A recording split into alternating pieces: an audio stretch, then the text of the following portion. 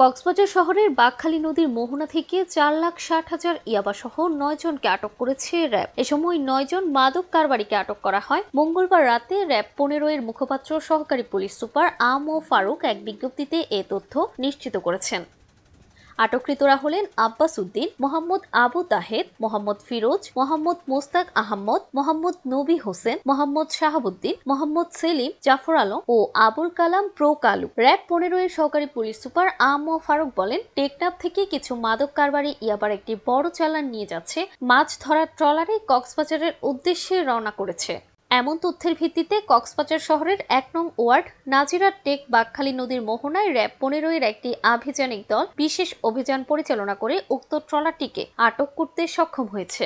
উক্ত ট্রলার থেকে তেলের ড্রামের ভেতরে অভিনব কৌশলে লুকোনো অবস্থায় 4,60,000 পিস ইয়াবাসহ 9 জনকে আটক করা হয়। পরবর্তীতে ট্রলারটি জব্দ করে ফিশারি ঘাট এলাকায় নিয়ে আসা হয়।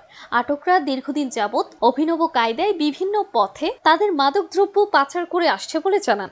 আটকদের বিরুদ্ধে আইনানুগ ব্যবস্থা নেওয়া হচ্ছে। ধরাটা বন্ধ করতে পারবো না সমুদ্রপথে, তারা কৌশলে যেই পন্থাটা অবলম্বন করে আপনারা আজকে দেখতে পেয়েছেন যে তেলের কন্টেনারে নিচে কেটে তারা ইয়াবাগুলো সেখানের মধ্যে রেখে তারা নিয়ে আসছিল। সবগুলো মাছের ট্রলারটা আমাদের পক্ষে চেক করা সম্ভব হয় না। আমরা যখন কোনো গোয়েন্দা তথ্য পাই তখন আমরা সেই অপারেশনে আমরা নামি এবং সেখান থেকে তাদেরকে হয়তো আমরা রিকভার করতে পারি। আমরা সচেষ্ট আছি সেই ব্যাপারে, আমরা আমাদের কাছে অনেক তথ্য আছে এবং আমরা বিভিন্ন সময় আমাদের যে টেকনাফের যে ক্যাম্প আছে এবং লাইগংয়ের যে ক্যাম্প আছে তারা অভিযান পরিচালনা করছে এবং সেই সাফল্য অর্জন করেছে।